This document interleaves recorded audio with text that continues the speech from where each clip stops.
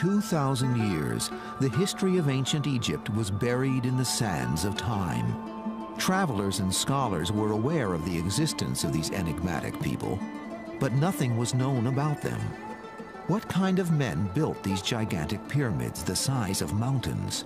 To what gods did they dedicate their enormous temples the size of cities? And why did they preserve their dead, burying them with treasures beyond belief? Visitors to this ancient world would find strange picture writing everywhere. First called hieroglyphs by the Greeks, this mystical language fills the temples, monuments, and tombs. Walls abound with bizarre pictures of animals, human heads, and unknown shapes. Many surround paintings of Egyptians giving offerings to animal-headed gods. Even their dead were buried with this sacred script on their wrappings and coffins. What do these strange carvings say? Did the Egyptians possess potent medicines and powerful weapons?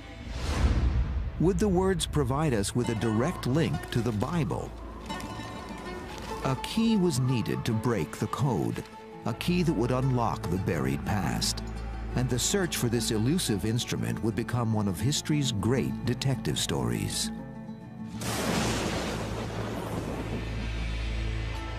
By the time of Christ, the ancient Egyptians were already legends of a distant past.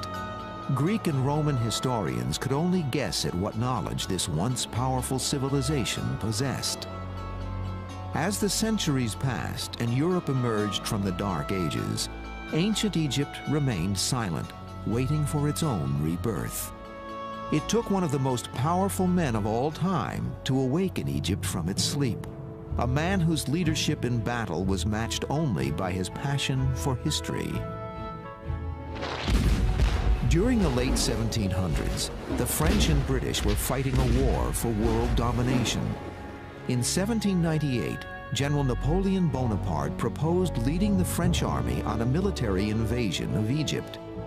If the French could command this crossroads between Europe and Asia, it would control trade and become the most powerful country in the world. By this time, the 29-year-old Napoleon had become a legend in the French army.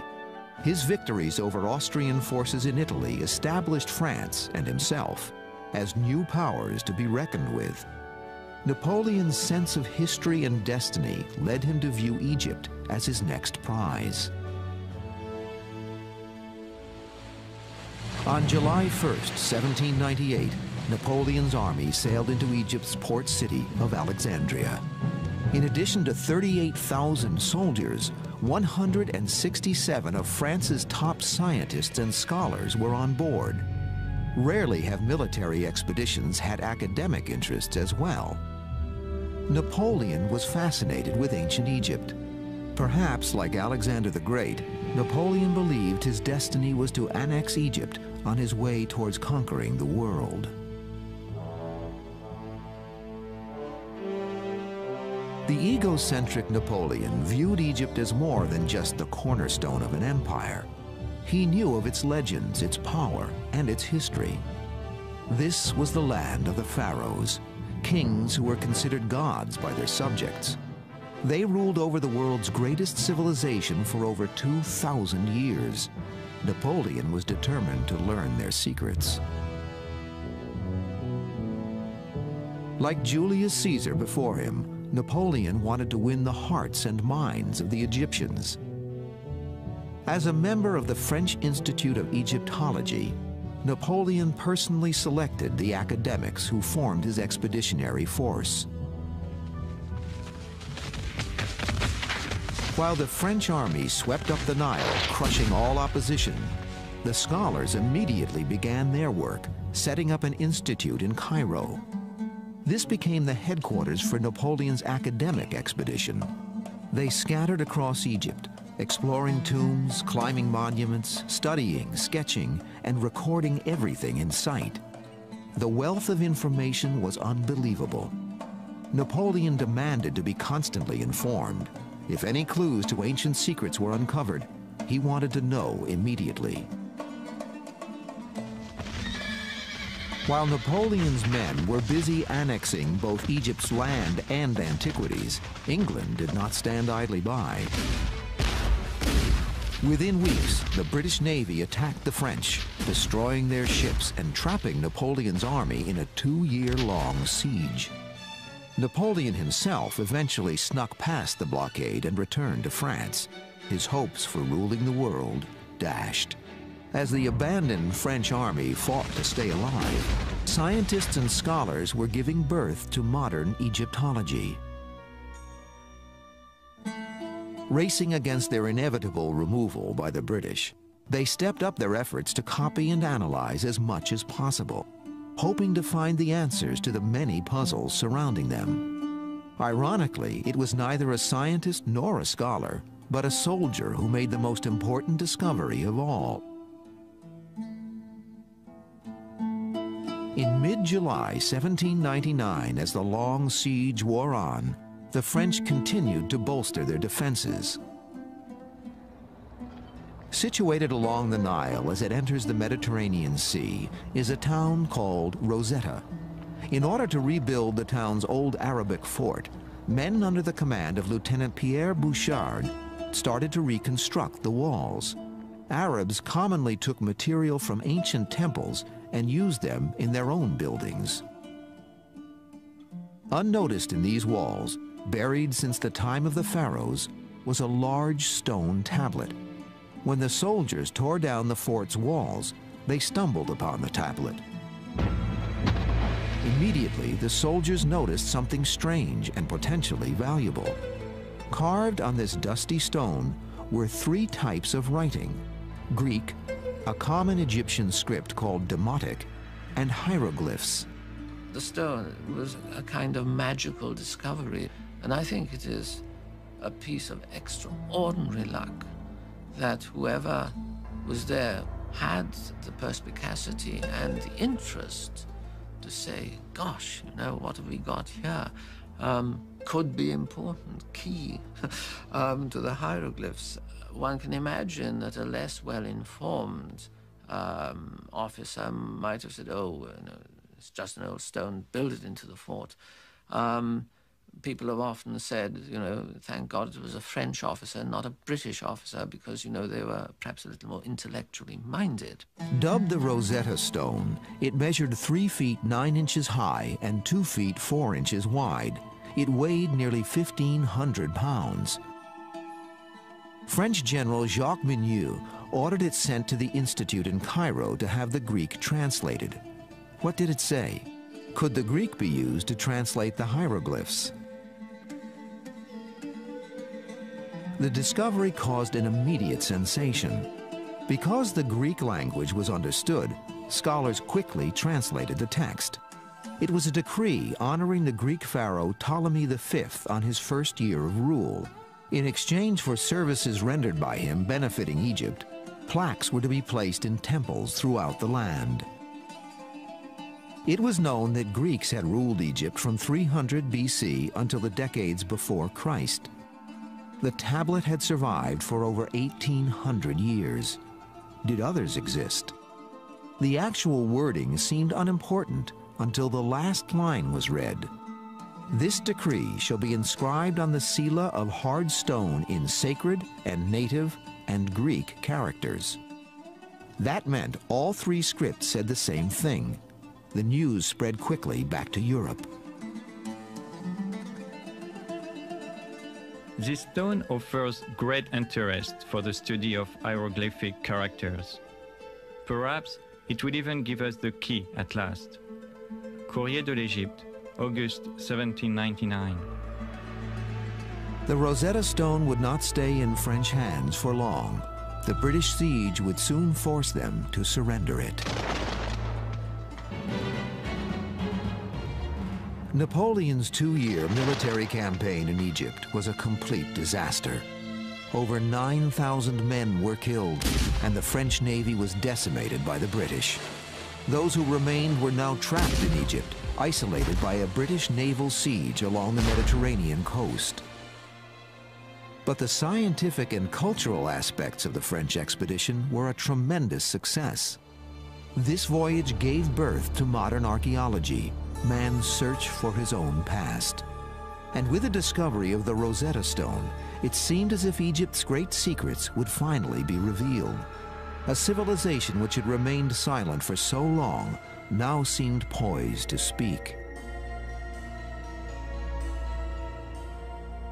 Both French and English military men kept a close watch on the deciphering of the hieroglyphs. French officers in Egypt knew firsthand the power and glory of the ancient Egyptians.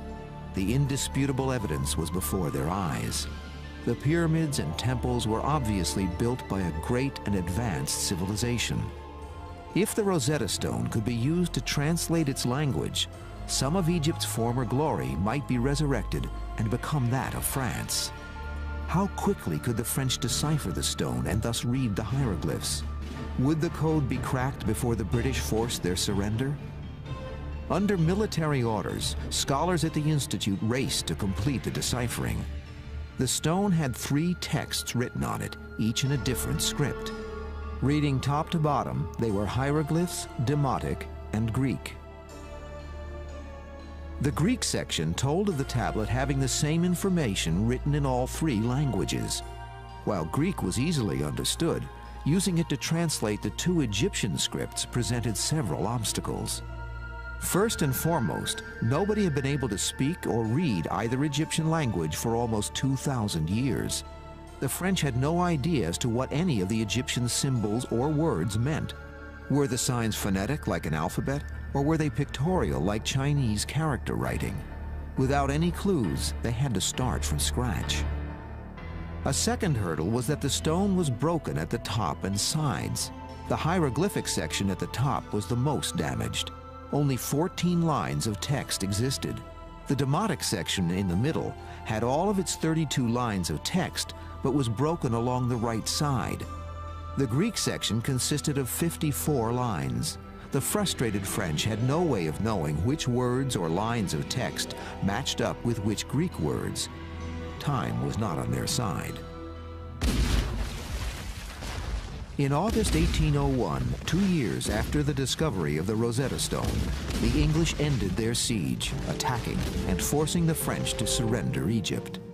French military officers were allowed to keep their personal possessions, but the Institute in Cairo had to hand over all of their discoveries. The academics were furious. What right did the British military officers have to abscond with the legacy of the past? Egypt belonged to mankind. What would become of these priceless treasures? When the British got the French to surrender at Alexandria, the Rosetta Stone was already famous, although I think it was more famous in France than it was in Britain. But it was certainly regarded as one of the spoils of war, and it was regarded as one of the fruits of the British victory. The French were distinctly reluctant to let the stone out of their hands and hid it away, trying to pretend they hadn't got it. You are taking from us our collections, our drawings, our copies of hieroglyphs. But who will give you the key to all that? Without us, this material is a dead language that neither you nor your scientists can understand. Sooner than permit this vandalous spoliation, we will destroy our property. We will scatter it amid the sands and throw it into the sea. If it is celebrity you are aiming for, very well. You can count on the long memory of history. You too will have burnt a library in Alexandria. Member of the French Institute in Cairo, 1801. General Jacques Mignot, now in command after Napoleon's flight back to France, attempted to keep the Rosetta Stone in French hands. After failing in an attempt to smuggle the stone out of Egypt by ship, Mignot had it wrapped in cloth and hidden among his private possessions. If confronted, Mignot would claim it was his personal property and thus exempt from forfeiture. Knowing the French would try to slip the Rosetta Stone out of the country, the British military brought in William Hamilton from Greece. He had an eye for the antiquities of the world. While in Greece, he was instrumental in acquiring ancient artifacts from the Parthenon in Athens. The British knew he would not leave Egypt without more treasures for the king. Hamilton and the British military suspected Mignew of hiding the stone. When confronted at his home in Alexandria, Mignew protested vigorously his right to keep the stone, but the British officers were insistent. At the point of a gun, Mignew agreed that the French were on the losing end of this battle. Mignew agreed that the British had won the right to this most valuable of trophies. William Hamilton confirmed that the stone was authentic, and the British Army finally took possession of their prize. The Rosetta Stone was immediately shipped back to England, arriving in February 1802. England now had the key, but the French had made copies. Now the feverish race began. Who would be the first to decipher its cryptic message? At the beginning of the 1800s, reports from newly explored parts of the world amazed the European and American public. No discovery was too incredible. Anything seemed possible. As news of Egypt's wealth of wonders began to circulate, the fascination for all things Egyptian became insatiable. There was a feeling that the hieroglyphs contained secrets about the gods, the universe, astronomy, that were simply not known to ordinary people. There was curiosity right from the start because the things are so obvious and so pictorial, and above all because they've been associated with the temples, the priesthood. There was a feeling that they had to contain mysteries, that hieroglyphs weren't just ordinary writing, that there you had a civilization that if only you could crack the mystery would tell us things that nobody had ever thought of. With the key to the Egyptian language in hand, all eyes turned toward the decoding of the Rosetta Stone. After it arrived in London in 1802, copies of the stone's text began to spread to universities throughout Europe. The race to decipher the stone was beginning to develop into one of the world's great international competitions. Perhaps its answers would change fundamental views on religion, science, and history, and maybe shed new light on the Bible itself. What marvelous medicines and technology were going to be discovered? How and why did such an advanced civilization perish?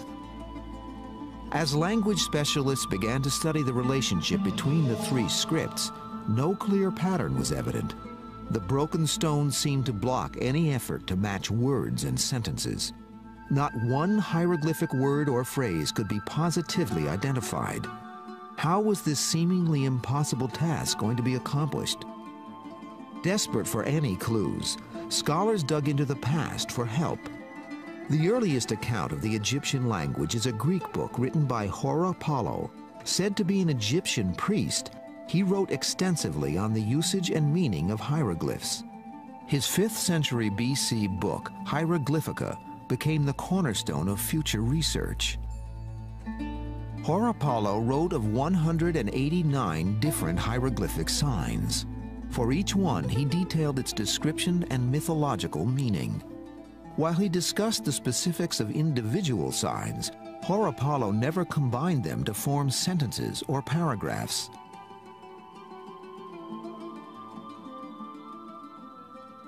Apollo tells us things that actually are true, but he tells us things for quite the wrong reason. So he says, for example, that in Egyptian hieroglyphs, the word for mother is written with a vulture. That happens to be true. But he then explains that in nature, there are no male vultures. All vultures are female. And there's a great mystery here. Now, later on, as people started to look at the natural world and spotted indeed that there were vultures that were male and female, poor old Apollo got discredited. So the truth he was telling us got thrown out with the mystical verbiage that he dressed it in. Scholars attempting to decipher the Rosetta Stone also consulted historians' findings from the past. During the Renaissance, religious writers had supported the idea that the hieroglyphs held answers to biblical riddles. People start to interpret ancient Egypt entirely through the Bible. So they look at the pyramids and say, the pyramids are not just ordinary tombs for ordinary kings. They are the granaries that Joseph, in the Bible, put up to collect the grain during the 7 good years. in preparation for the 7 years of famine that were going to follow. So the mystery is kept, but it's always filtered through the idea that it reflects a story in the Bible. Scholars also reviewed the work of German mathematics professor Athanasius Kircher. He became the recognized authority on hieroglyphs during the mid-1600s. Like Horapollo before him, Kircher described each hieroglyph as representing an idea or a concept. Unlike Horapollo, Kircher began to combine them into words and phrases, and then went further, simply making up imaginary translations. His fanciful readings led even the Pope to believe he could actually read the Egyptian language. Over a century later, at the time of Napoleon's expeditions, Kircher's studies were still widely held as true. What the first scholars attempting to decipher the Rosetta Stone found in past accounts was the commonly held belief that hieroglyphs were pictorial, similar to Oriental character writing. Each hieroglyph represented a word or idea. It wasn't until these old theories were abandoned that the Rosetta Stone would finally reveal its clues. In 1802, Sylvester de Saussy of France and Johann Åkerblad of Sweden were the first to throw out the ideas of the past and try a fresh approach. They looked at Egyptian hieroglyphs and said, other civilizations write in perfectly normal ways. I don't see why the Egyptians have to be different. They looked also at other documents from Egypt, not simply temples and obelisks and hieroglyphs, but things on papyrus, paper documents. And they said rightly, look, the Egyptians had perfectly good ways of writing perfectly ordinary, everyday letters. Maybe all of their writing system is rational after all. De Saussy and Åkerblad followed the premise that the Demotic language used the Western system of writing. They took a number of recurring Greek words, including the pronouns he or his and the word Greek.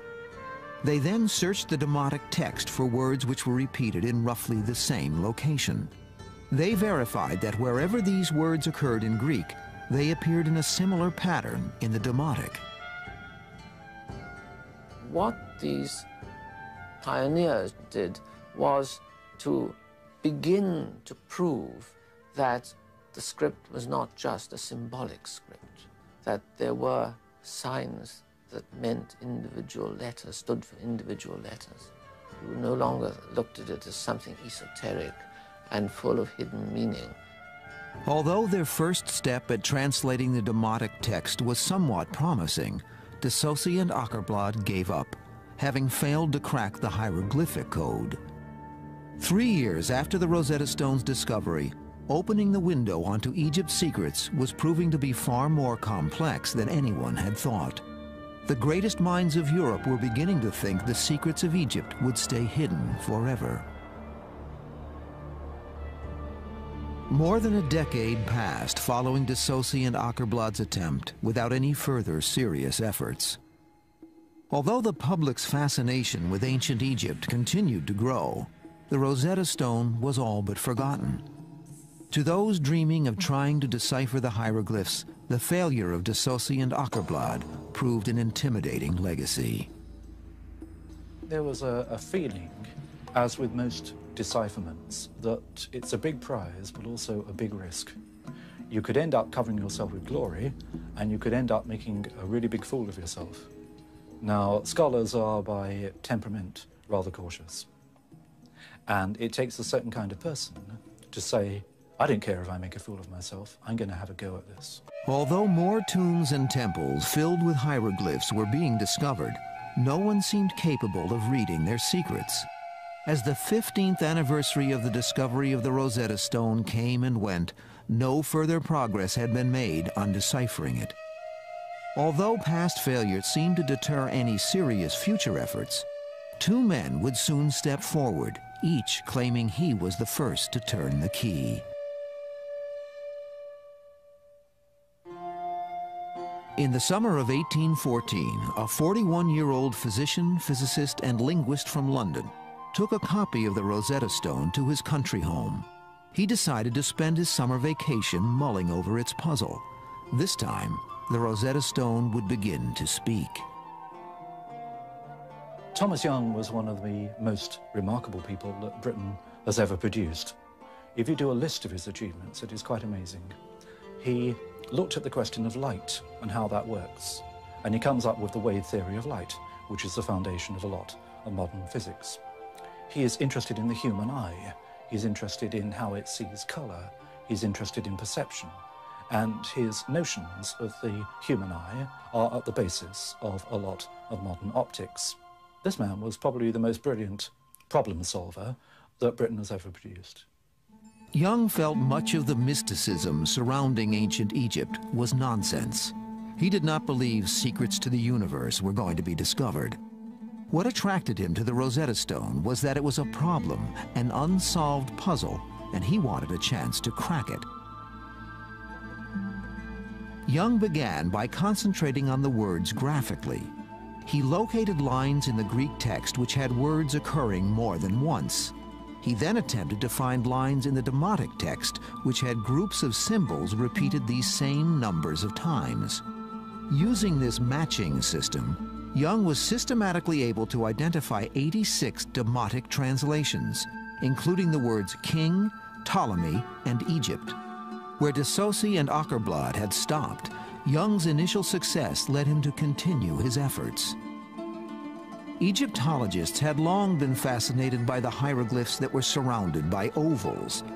Called cartouches, they seemed to be placed strategically in and around temples and tombs.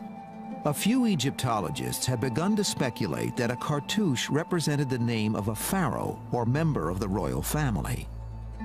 Young used this knowledge to work on the theory that the cartouches on the Rosetta Stone would contain the name Ptolemy. Since the tablet was written in his honor, his name should be on the cartouches in the hieroglyphic section. Young further surmised that because Ptolemy was a Greek name, the Egyptians would have to write his name phonetically. If the hieroglyphs were pictorial, they would not contain symbols for foreign names or words. 4 years after he began, Young correctly matched the Greek letters in the name Ptolemy with the hieroglyphs inside one of the cartouches. In 1818, he became the first to bring the stone to life. The hieroglyphic section had spoken its first word, Ptolemy. While his success was beginning to gain the public's attention, across the English Channel in France, another man had already been obsessed with deciphering the Rosetta Stone, a man Young would initially encourage and then later regret having helped at all. Thomas Young's work was well known, not only in England, but also in other countries.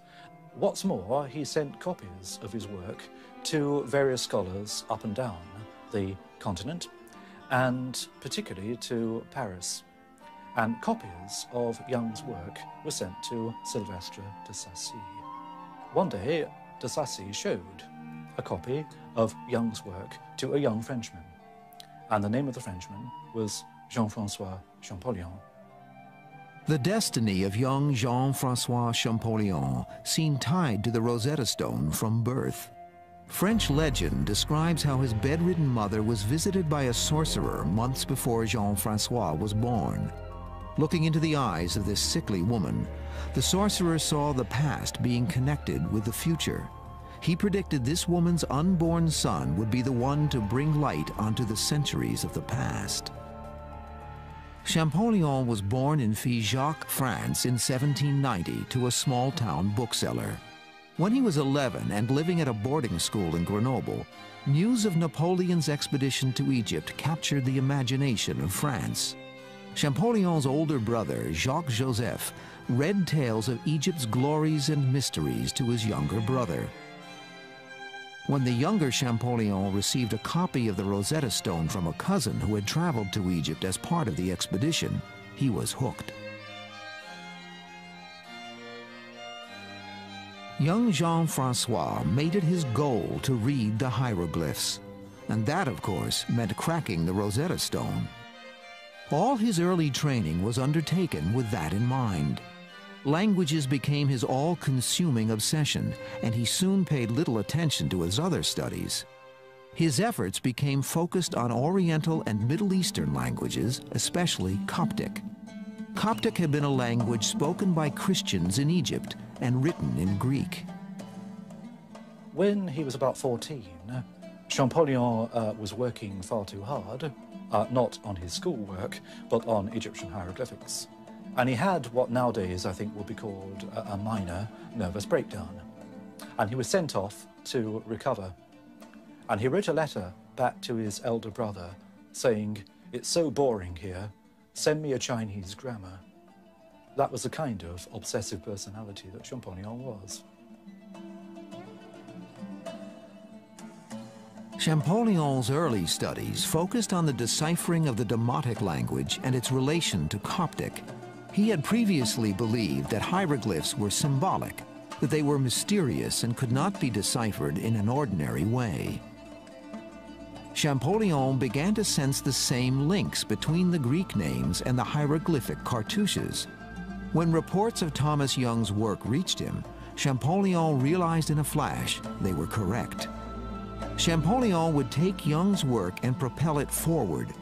After obtaining an inscription of a known cartouche of Cleopatra from the Temple of Philae, Champollion recognized that if Ptolemy and Cleopatra have common letters, their hieroglyphs should have similar signs as well. When Champollion compared their hieroglyphic names, the signs for P, L, and O lined up.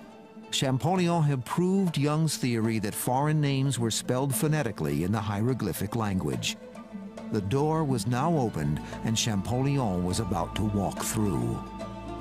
Champollion realized that Young was right, that you could show that hieroglyphs could write the names of the Greek rulers of Egypt. But that was one thing. It may be that that was simply a way used in later times to write foreign names. The question was whether hieroglyphs went back in the same way into earlier periods. Champollion took a look at a copy of an inscription from the Great Temple of Karnak. This inscription had a king's name repeating itself many times. The king's name was written with 3 signs. At the top was a sun disk. Champollion knew from Coptic that the name of the sun in ancient Egyptian was pronounced Ra. At the bottom was a letter that Thomas Young had identified, the letter S. It was written twice. What he now had was a name of a king that began with Ra and ended with S. The middle sign was a tricky one. It had not been deciphered by Young or anyone else.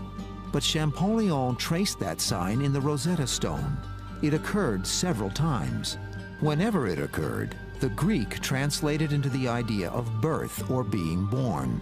Champollion knew the Coptic for to give birth was Misa, and suddenly he had a king's name, beginning with Ra, continuing with Misa, and ending in S.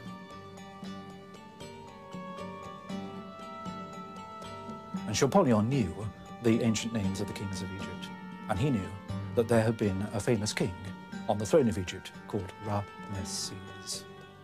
And suddenly, he realized he was looking at the key to the whole thing. The knowledge of Coptic, the alphabet deciphered by Thomas Young, plus his immense knowledge of ancient Egypt, gave one the decisive breakthrough. And at this point, he comes out with, "Je tiens l'affaire, I've got it." Young's reaction to Champollion's efforts were mixed. He was happy to see someone moving their work forward, but he was enraged by Champollion's refusal to give him any credit.